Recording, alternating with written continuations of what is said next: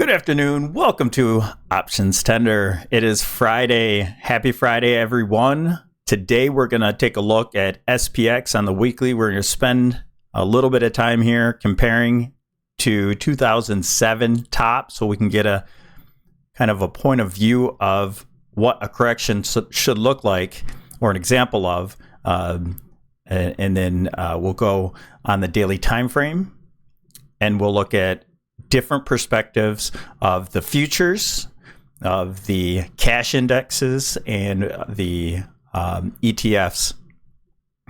So we're going to spend a little bit of time. So I do encourage you to put this speed on to 1.25 or 1.5, especially to get all this information at, there's a lot here, and I want to cram this all in one video. So this could be about 30 minutes or so. We are doing this intraday about 1 p.m. Eastern Standard Time. So if you're interested in getting these videos intraday, consider becoming a YouTube supporter. And it doesn't matter if you want them intraday or not. It just supports the channel. So I really appreciate those who are jumping in here. And it comes with the Discord, everything else. So, all right, let's jump into it, you guys. We have SPX, and the reason why I use the cash SPX is because there is no skew from dividends like the ETF, and there's no contract rolls.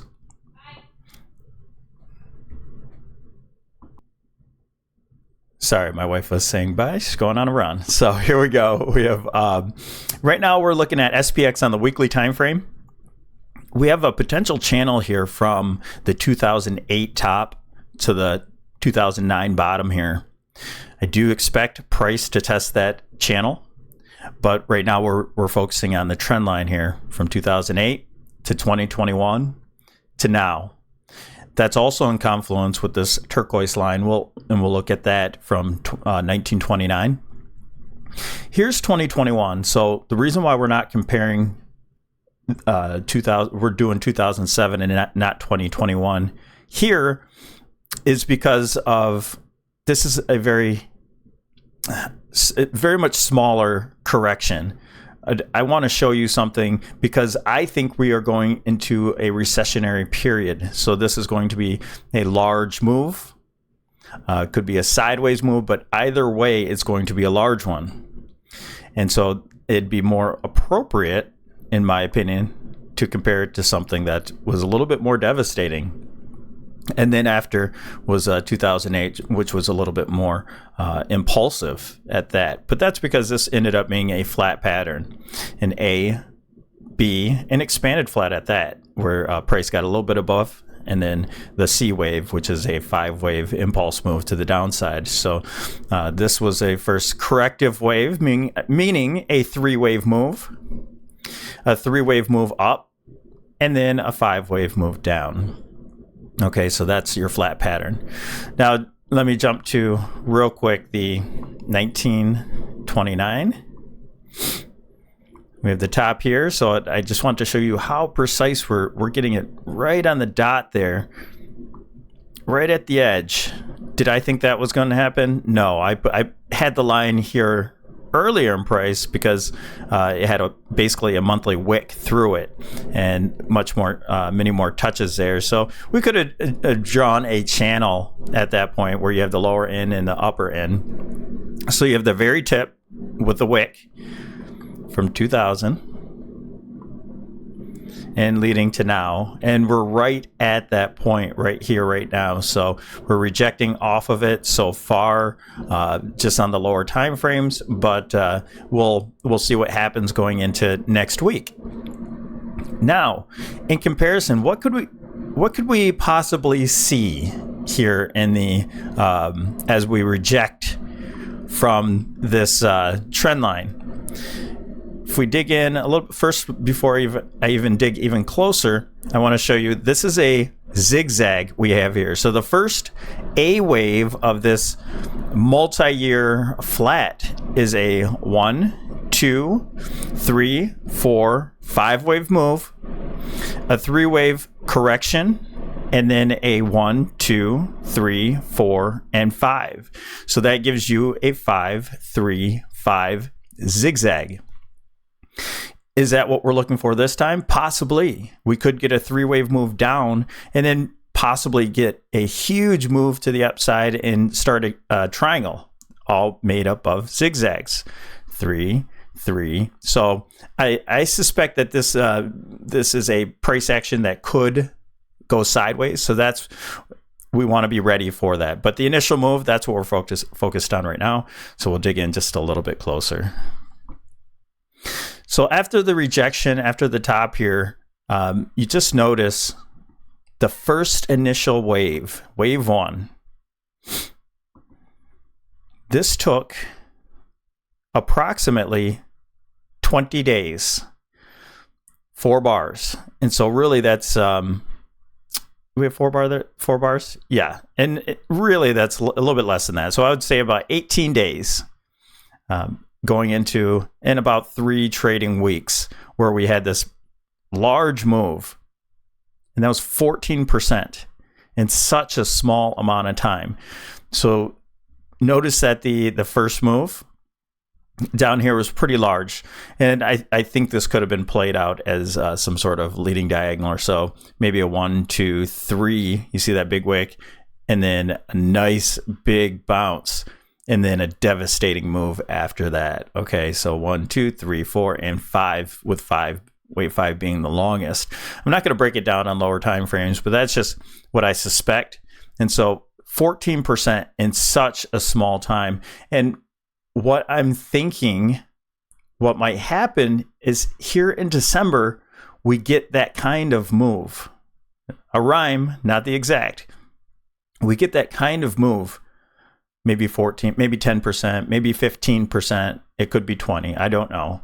But if we get that kind of move, then we'll look for the Santa Claus rally. At least people will talk about making new highs, and price could, don't get me wrong, there could be one last move up, but we'll see how it shapes and how it forms up.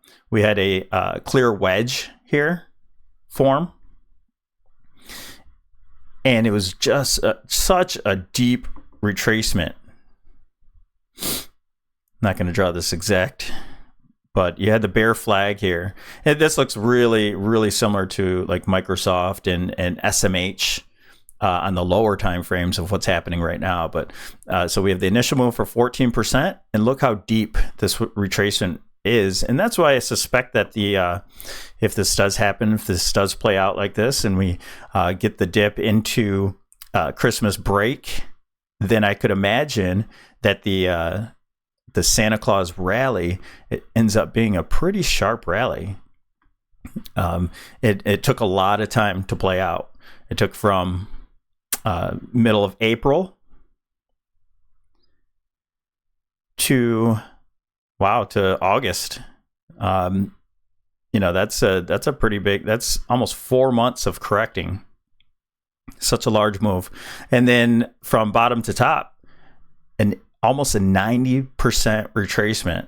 So this could take some time to play out, but I think initially it's going to be a pretty large, devastating move, but we got to be ready to play both sides at that point. And I don't know if it will just get a sharp pullback and then head lower. I suspect it will be a sharp, really oversold move, and then we have to play out the correction. So I think this is a little bit more legit, and I think we'll have to look for something similar to this, where 62% is going to be a tough area to get above. But if price does get above it, we have to respect the fact that it could be such a deep retracement there. So we'll keep an eye on things as it progresses, and we may take a look back at this. So I'm gonna leave that information on there for now.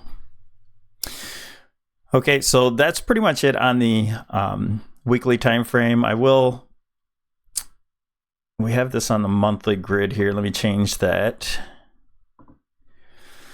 So initially, 14% or so.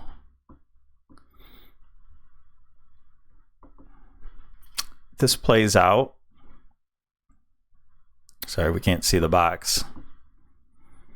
This plays out to about 20 days.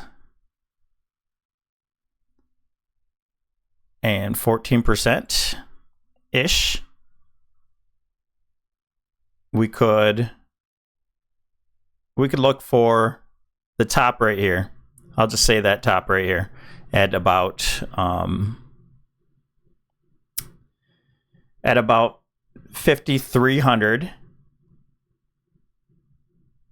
and towards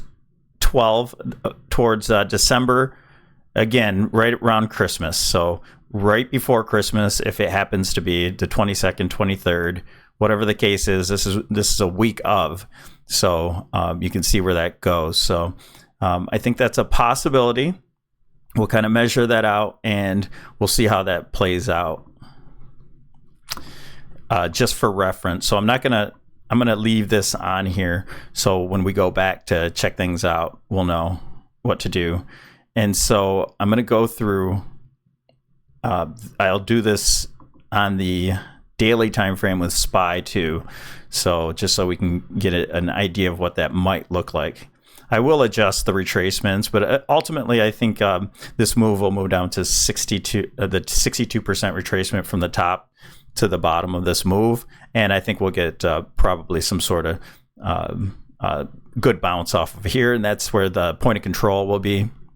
And also where that triangle kind of meets. That's the bow and arrow support and resistance. Okay, super important information. Now let's continue. And again, here's the purple line. We're right at it.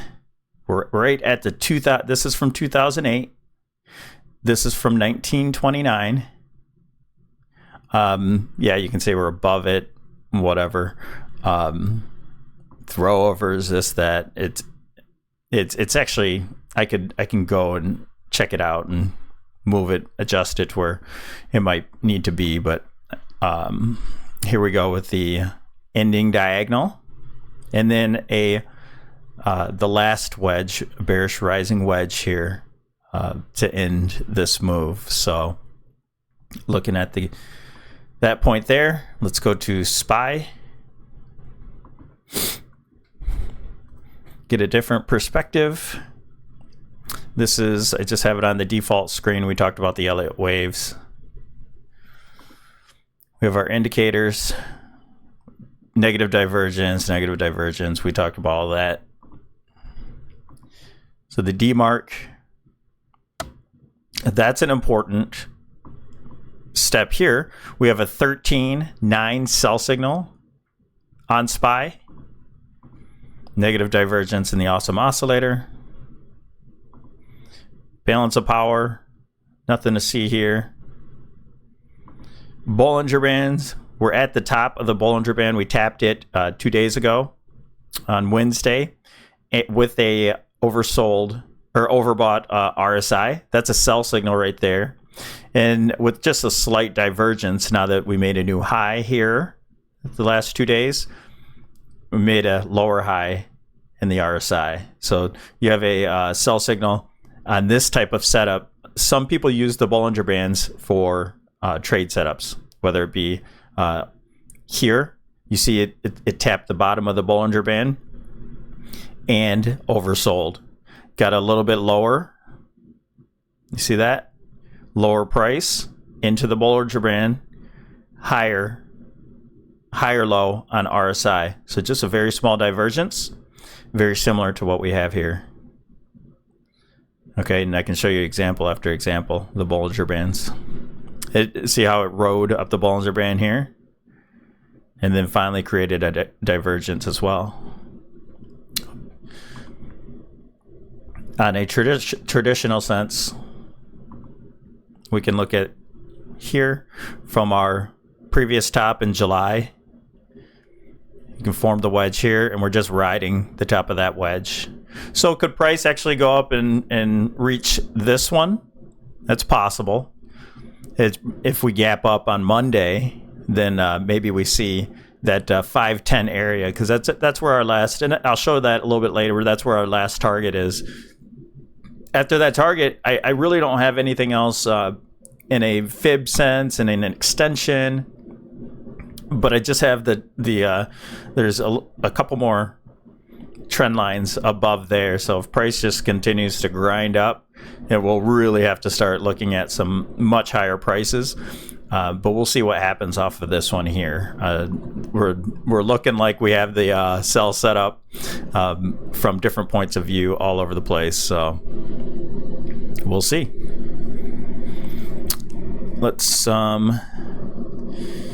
Let's do ES. ES is a different perspective, but again, these indicators are going to be out. They're going to be the same on there, but just a visual. That's the we're going to visit that point of control eventually. I'm telling you that right now. But here's a wedge. Another look at it. Going up into some resistance. That's some GAN things here. I'm not gonna. That's not my work. That's from oh gosh, from Barry and I'm forgetting their names. Shoot. Somebody I follow. I'll think of it later. But anyway, some GAN work, so we're coming up into a half square there. The futures for... Oh, I want to show the retracements as well. So we had this right here from this correction. We have the large target here, the very major target of 162% retracement of this move. We tagged that 3 days ago. We're at that point right now. And then on a lower time frame, this correction, we are now at the 127% retracement. So that applies on all time frames. So if we get above 60, I think that says 93 or so, we'll call it 6100. We get above there and hold above, then our targets for the futures are way up here at 6177. Okay, so we're at major resistance right now. We'll see what happens going into next week with this. NQ, which is the tech futures. Same kind of wedge. We're at the top of that wedge right now. Same kind of look there.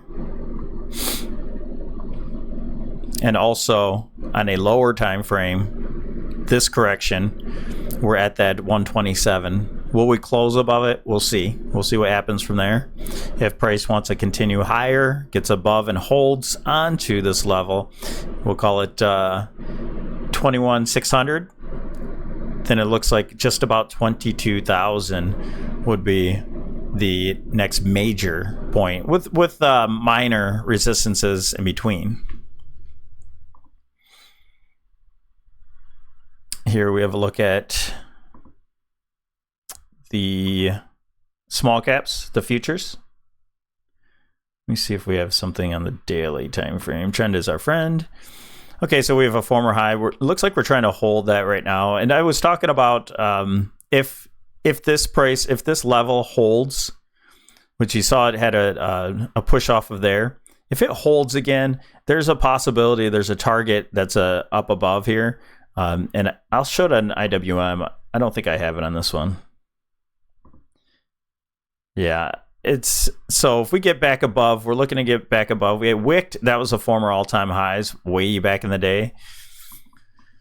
I'm not going to go through that. So way back in the day here, we poked above, got a brand new high here. This could be the end of wave B. But if we get one more move, it should be pretty obvious that it starts to rotate into small caps and out of the Qs again. So we shorted the Qs again today since it was up above, and you'll see why. Again, different perspectives. I don't do much with the futures here. I don't really trade the futures. The only futures I trade are MES and MNQ, which are the micros. So here's TNX. We talked about this briefly yesterday. Just a rejection, downtrend line. And if this starts to fall, I'll put it this way. we all don't know. There's CPI next week, so this will, I'm sure, will be affected. If this continues to drop, which that's what camp I'm in, continues to drop, it's going to end up affecting the market in such a way where we think we're going into a recession. All right, and there's going to be panic.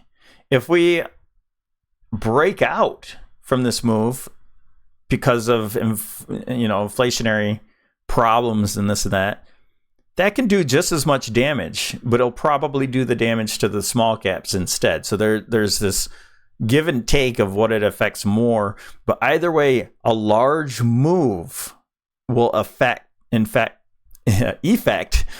us, infect too, but will affect the market in such a negative way. We'll see what it will, in fact, like if it's the small caps that start dragging the market down, or if it's the Qs that start dragging the market down. So we're in a corrective point, and so we'll see if this ends up breaking out. Maybe the small caps lead and just take down the market. But I really don't think that's... I'm just giving an example of if this happens, then this. If this happens, then this. And what I think is this is going to continue to move lower over time. And then the market is going to say, hey, the economy, something's wrong. So the rates are going to go lower. And then the Fed will be forced to lower their rates. And we talk about this in the Discord. We talked about it a couple different times. It's not the Fed that's moving the market, although it is a catalyst when they speak and such. They don't control the market. The market controls the Fed. And so the Fed reacts to what the bond market tells it to do. VIX just forming this bearish or this bullish falling wedge going lower. I thought it was going to hold this trend line here, but it continues to go. We'll see where it closes. Maybe it closes up on here. We're forming divergences, a lot of different things with here as well. I can't tell if this is a lower low here. Could be a class B equal low. We're starting to get a early buy signal on the slow stoke. Wonder if there's any DMARC on there. Nope, nothing to see here. Okay, so another perspective from the Qs. Balance of power. Awesome oscillator, negative divergence there. Very similar to when we started this move here, and then finally dropped under and lost power and corrected from that point. Here, negative divergence, and then corrected into the negative portion there. But these are all just little corrections. We're looking for that major correction that we talked about in the beginning. So just kind of going through some things here with you. Bollinger Bands. Okay, here's a good one. This is a lot more volatile indices, so we're pushing up on that Bollinger Band now, and with a negative divergence here from 3 days ago to now, and so that is a sell signal right there. Here's another example. Negative divergence, a big move up here into the Bollinger Band, rode it for 3 days, 4 days, and then a big drop. Might even have had like a, let's see here, high was 503.52, 503.28, so that's a lower high. So there wasn't divergence here, but RSI started to drop, price started to get weaker, and you see what happens there. So here's IWM. That already tapped with negative divergence. Up at the upper end of the Bollinger Band. Could this go back up here? Sure, absolutely. But it's possible that the high is in as well. And that would just start fading in the the price action would have to start getting much larger if this isn't a correction. Right now, it looks like an ABC correction, and this is a possible setup for higher prices there. I think what I want to show in this one was our big picture we talked about many times. And that's just this being an A, B correction into much lower C. And so we're just about done, if not done already, on this move with the B wave being expanded flat. It counts perfectly. And we're looking for much lower price. But if the market is going to be, I'll do this on the weekly. If the market is going to have a long-term pullback, like I showed in the higher time frames of SPX, this first initial move, I think it's an expanded flat, or this just could be the end of some sort of move here. But either way, it doesn't matter because this is going to be a 5-wave move. And so what I think is this whole ABC is going to be an initial corrective pattern where this is just going to be an A. So the ABC is going to be an A, and then we get some sort of complex correction where B could make a new high. I don't know. It could make a lower high. You get the B, large move, and then you get a C. It's also possible that this could just be moving. This could be a triangle, A, B, C, D, E, and then boom. So we'll look to see what happens, but I think this is most likely a 5-wave move coming in here, and we'll see what happens from there. This is going to be very complex. We're not going to base all of our trading off of this in the long term. I think it'll be much easier off the Qs and SPY. Let's go to SMH. This is the most important chart to me at this point. Okay, we're making those lower highs. We had a bear flag. Well, I think we have it drawn up here. We have a bear flag. We're breaking down from it. Just a cleaner look would even be taking this downtrend line off. Initial move, 5-wave impulse move, bear flag, A, B, C, and we're setting up a 1, 2, 1, 2. We're testing that bear flag here again. Got all the way back up to it, and now I do think we're going to make lower highs, and this is going to drag the market down.